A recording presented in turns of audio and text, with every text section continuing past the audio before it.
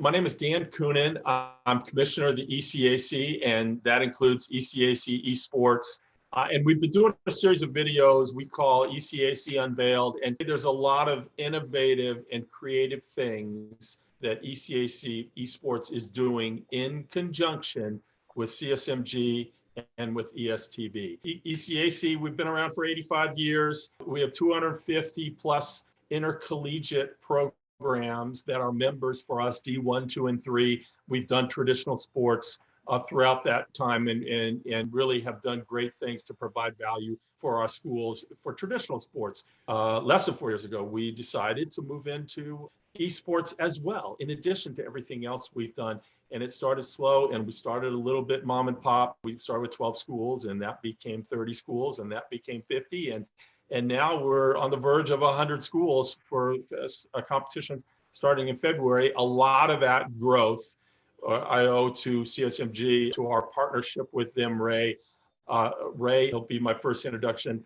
Ray is a co-founder of Collegiate Sports Management Group. He is the chief operating officer there.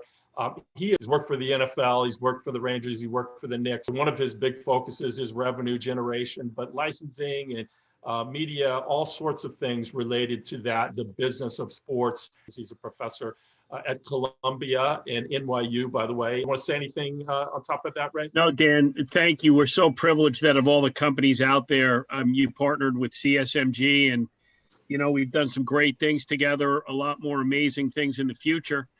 One of the great things was really identify ESTV as the linear media partner. And Eric Yoon is the CEO and founder of ESTV, along with a number of other media entities. So, Dan, I'm going to turn it back to you to do your introduction of Eric. Well, thank you, Ray, for what you do for us. You have taken us from that mom and pop organization to a really professional organization. So we have Eric Yoon with us. He is the founder of ESTV. It is the first 24/7 linear esports channel in the United States.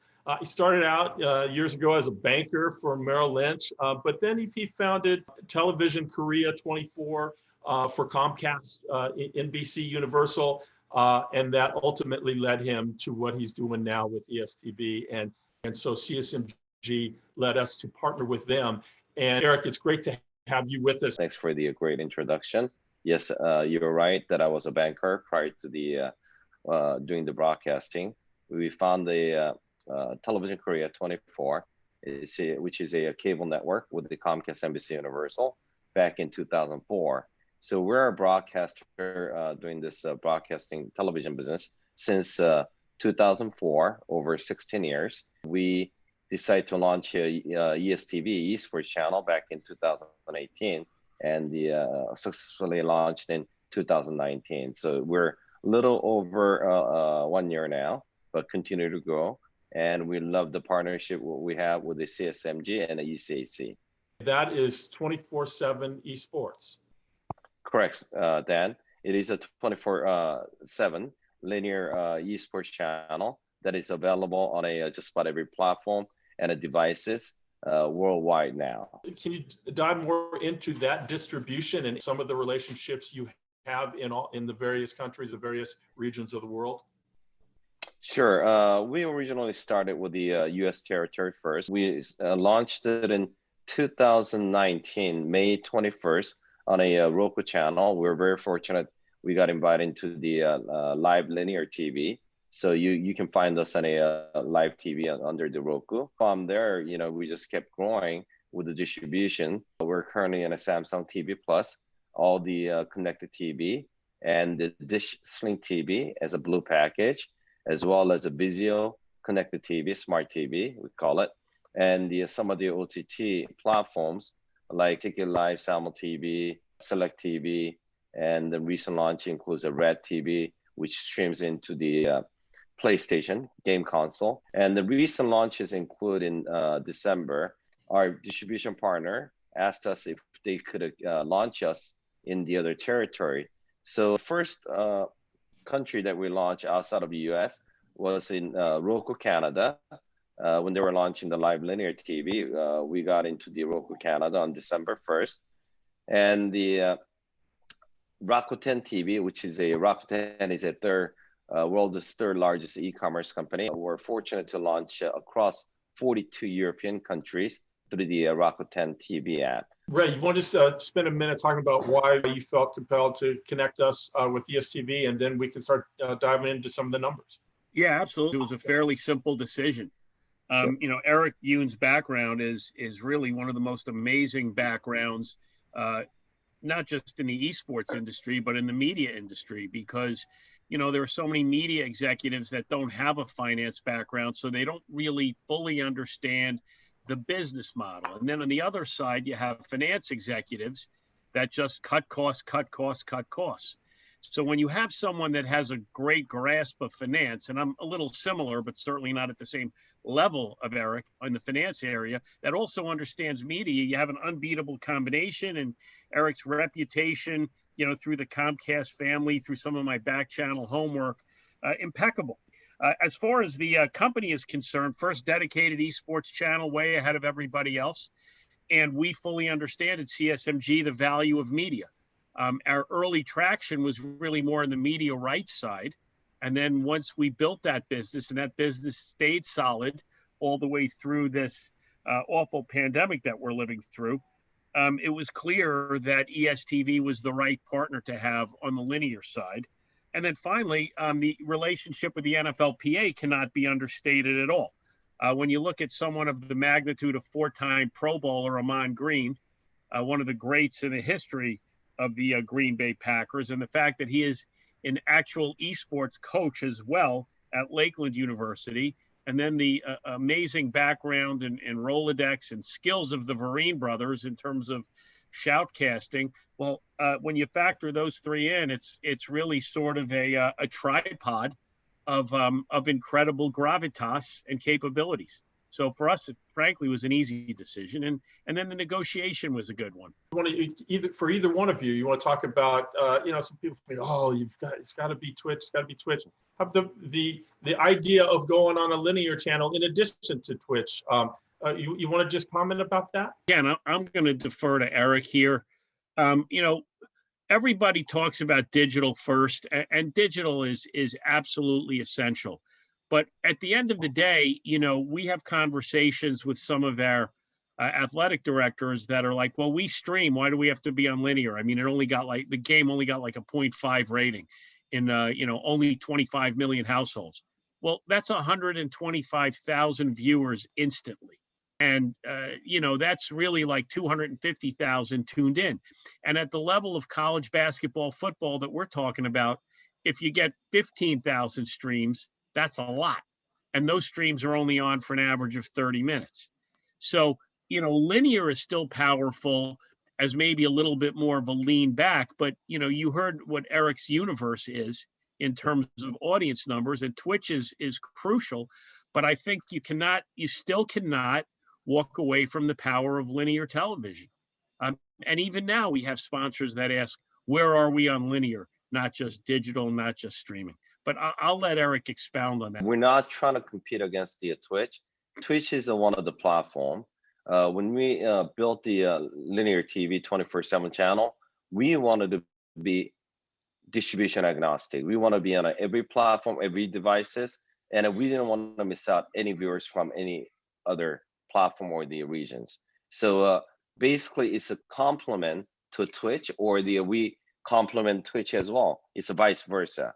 And you know, at the end, what does the consumer want? Okay, they want the lowest single price and a you know, best content. That's what we're trying to build. We're trying to bring in the best content and give it to the viewer, you know, from throughout the world. So that's what we're trying to create. We're trying to grow this esports space together. We're not trying to limit.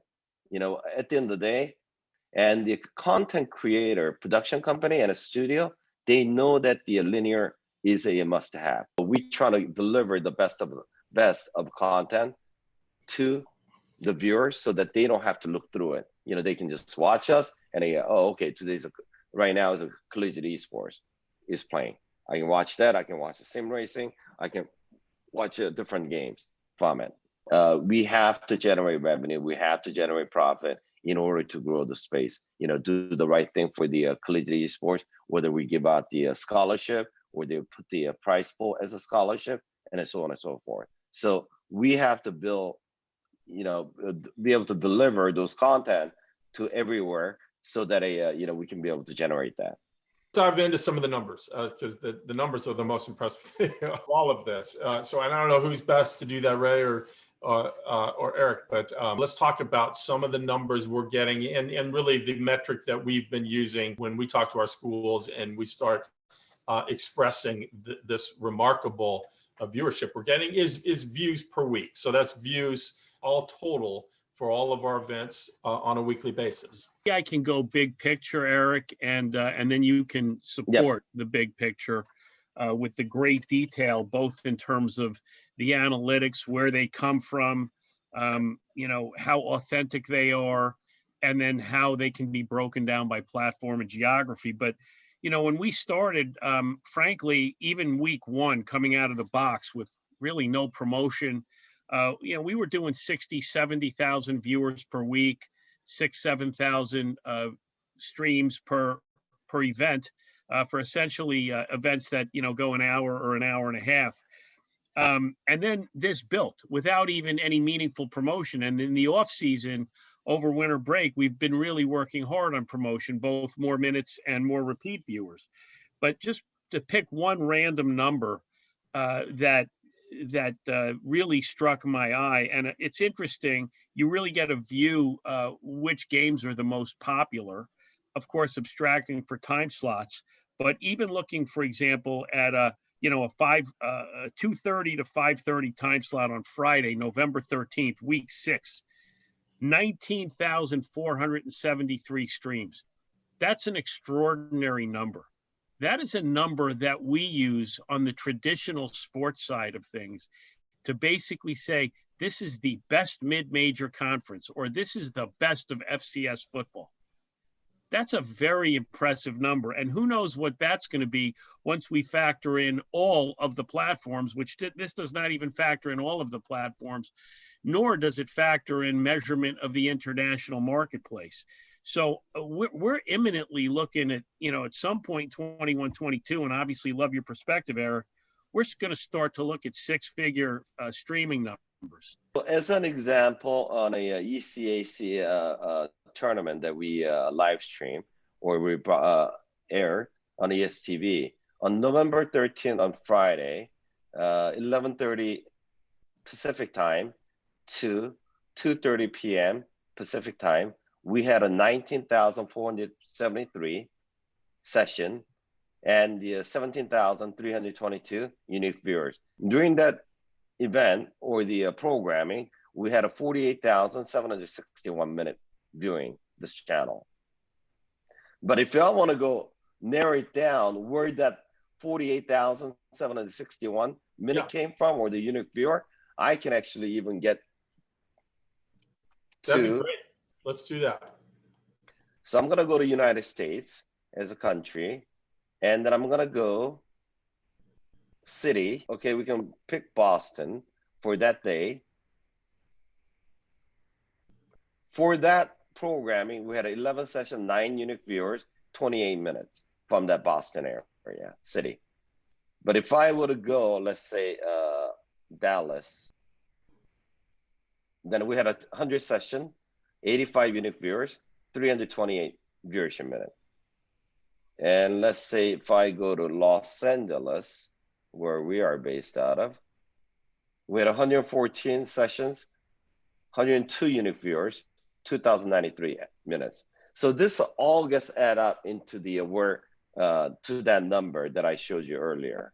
Right, and so you could do that for any event that we have, any day of the week, any city. You could replicate this. Yes. So I, as you can see, I filter region United States. Los Angeles time zone was a U.S. Pacific time.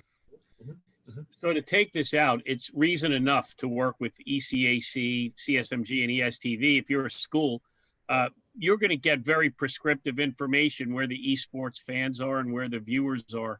And it's going to really dramatically help direct some of your recruiting efforts, both in terms of esports and in general. So it's a pretty powerful what we're doing Oh my here. God. Yeah. That's some great information. And you, I know you're opening up abroad as well. You'll be able to do that for the international also. Yes. Yes. Since we started launch in December, but there was during the month of December, colleges were having their winter vacation or the out of session. When they come back for the spring season, we'll have a more detailed number, and it'll be perfect time that we have all the foundation ready for the other territories. That's terrific. That's great stuff. I appreciate that very much. Anything else you want to draw attention to about this? I think this is exactly the sort of thing that explains in a nutshell. I mean, just the last 2 minutes of why we're connected with you and what benefits we're getting out of it. But is there another aspect of this that you'd like to show in addition to what you have?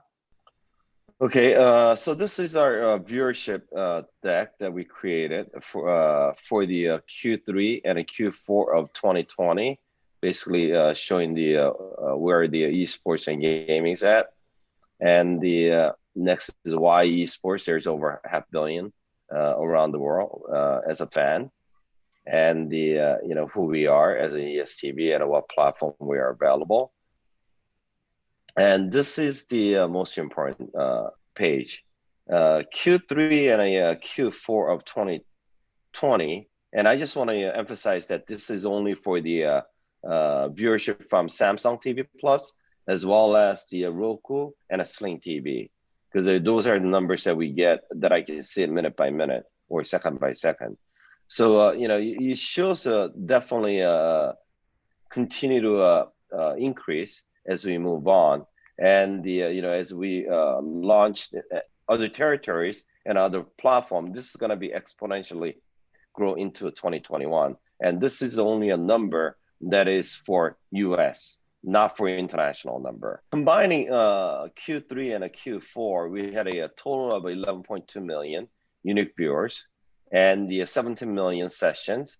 The difference between the session and the unique viewer is session is when a person, viewer, or a user or the viewer come in and watch, and they had to stay away or do another channel surfing, and it comes back in, it will continue to count as a session. So one individual was watching for 5 minutes, and he had to leave to another channel, and it came back. Then it will count as a two session. Whereas a unique viewer, we know exactly that the same person we visited will only count as one. So it's a one IP based. So always a session number is higher than a unique viewer number.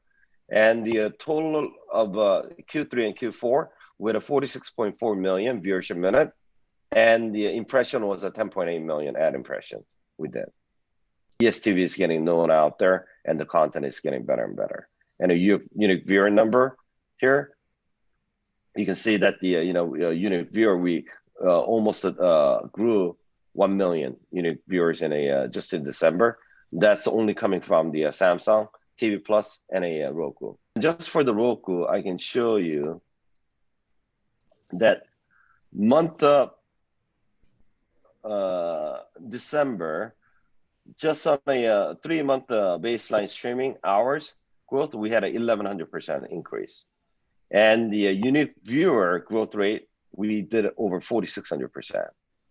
And this part is where the viewers are watching what time of the day, the dots. So this is important for the any colleges or universities that are thinking to join. I think that you will get a lot of exposure out of this. And then also for the colleges and universities, you guys get a lot of foreign students from overseas. We're distributing in the other territory. Just the branding wise, I think you will get so much visibility and exposure from the ESTV. You know a lot better than I do, but the point is 4 of the 5 top conferences have their own dedicated networks, and it just shows the importance of media in taking your program to the top, whether it's sports or esports. And we believe that with the ESTV and this three-headed monster or beast that we've created, this is exactly what we'll be able to do for schools and for conferences. And I'm going to show you the Roku one.